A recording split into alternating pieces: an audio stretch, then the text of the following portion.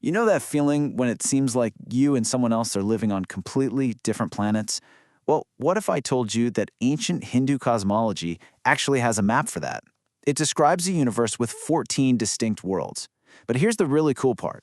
They aren't just places out there in space, they're states of mind. It's a map that can show us where we are right now and where our thoughts and actions might take us next. So, let's dive in. So, is our world the only one out there? According to the Vedic scriptures, not even close. They lay out this incredible cosmos made up of 14 distinct realms, or what they call lokas. Think of it like a giant cosmic skyscraper, with our world sitting somewhere in the middle. The floors above us are just bathed in light and wisdom, while the ones below, well, they're wrapped in shadow and illusion. Okay, now this is probably the most important thing to get your head around. A loka isn't just a planet you can hop on a spaceship and visit. Yes, it's a dimension of existence, but more than that, it's a state of consciousness. The world you experience, the world you inhabit, is a direct reflection of your inner state. Your vibration literally determines your destination. All right, let's start our tour, shall we? We're going to begin by going up, ascending through the 7 higher worlds, known as the Vyahardis. Each one of these represents a higher plane of awareness, a step closer to pure enlightenment. And our journey begins right here, Bhur Loka, the Earth plane. This is our reality, the stage where we live out our lives. It's the primary realm where the law of karma really gets to work, where every single action, whether it's good or bad, shapes our destiny. Just above us, you've got Bhuvarloka. Now, this isn't just empty space. It's this vibrant, buzzing atmospheric sphere, a kind of transitional realm that's humming with life force. It's said to be home to celestial beings and even our own ancestors who are watching over us from this plane. Next up is Svarloka, which is pretty much what most of us would think of as heaven. It's the domain of the gods, or the devas, and it's ruled by the great king Indra. I mean, imagine a world of just unimaginable pleasure, the ultimate reward for a life of good karma. But, and this is a big but, this paradise is temporary. Think of it as an amazing stopover, not the final destination. This next realm, Maharloka, is absolutely fascinating. It's a realm of incredible stability. It's home to the great sages, the rishis, and their consciousness is so stable that they exist outside the normal cycle of destruction. They actually survive when the 3 worlds below them periodically dissolve. I mean, wow. Climbing even higher, we reach Janaloka. This is the realm of Brahma's mind-born sons, beings like the eternally pure Kumaras. This level of existence is what's described as God consciousness. It's a world for mystics, spiritual teachers, and souls who have reached a profound level of spiritual evolution. Now we're getting into some seriously elevated territory, Tapaloka. This is the realm of intense spiritual fire, or tapas. This is a state of pure, untouched awareness, a place inhabited by immortal yogis who are just engaged in the deepest meditation. From this plane of intense focus, the final, highest realm is literally just one step away.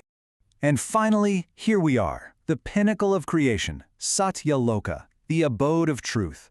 This is the highest of all possible realms, the place where the creator Brahma himself resides. It's described as a state of samadhi, a timeless existence, completely free from grief, from death, and from that endless cycle of rebirth. This is it. This is where the soul finally merges with ultimate reality. So we've just climbed this incredible ladder into pure light and spirit. But for every upper world that's focused on enlightenment, there's a lower world focused on something else entirely. We're talking about material wealth, power, and desire. The universe, you see, has a flip side. Okay, so now it's time to head downstairs. Let's begin our descent into the 7 netherworlds, also known as the Patalas. The scriptures describe them as dark, sunless realms, but don't mistake that darkness for emptiness. Oh no, these dimensions are packed with incredible wealth and power. There's just almost no spiritual light. Our first stop on the way down is Atalaloka, which is ruled by the demon Bahala. Psychologically, this represents that state of being completely driven by insatiable desire and lust. It's a consciousness where the ego is absolute king, making you immature and just constantly concerned with getting what you want. Next up is Vitala Loka, a realm of just immense material splendor.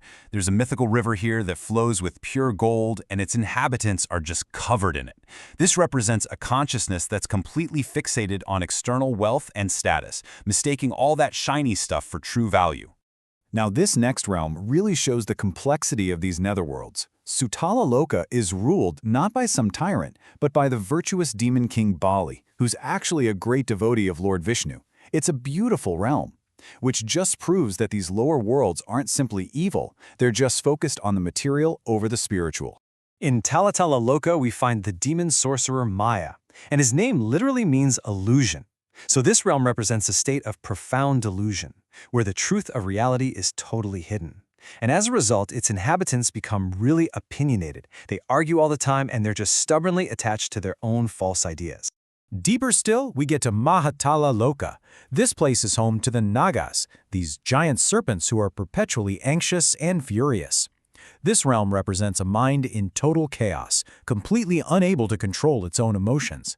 It's that state of being overwhelmed by temptation, where spiritual growth is basically impossible. Below that lies Rasatala Loka, a murky realm home to these powerful demons called Asuras. The state of consciousness here is one with absolutely no moral compass, no sense of right and wrong. It is a state of total ethical chaos. And finally, we hit the very bottom. Patala Loka, the domain of Vasuki, the Serpent King. This is a state of consciousness just filled with hostility and wrath. But here's a beautiful detail. The gem on Vasuki's head is said to shine with light, a symbol that even in the deepest, darkest place, the potential for wisdom and knowledge is still there. So, after that epic tour through all 13 other realms, we come back to where we started. And you might be wondering, why?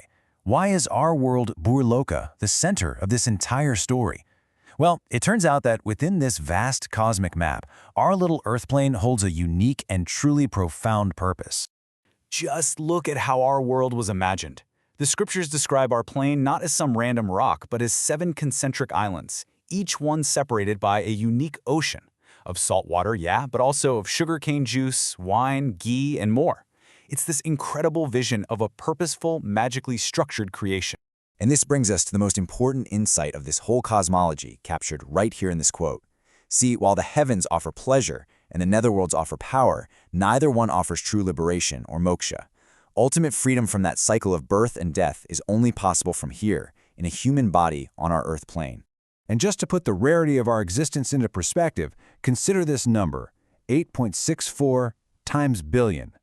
That's how many human years pass in a single 24-hour day for the creator Brahma.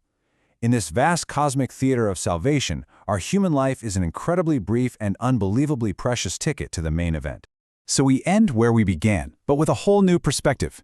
These 14 worlds aren't just distant mythological places. They are a map of consciousness, describing every state of being from pure bliss all the way down to deep delusion. The final question, then, isn't about cosmology, it's about you. Looking at this map, where you find yourself today.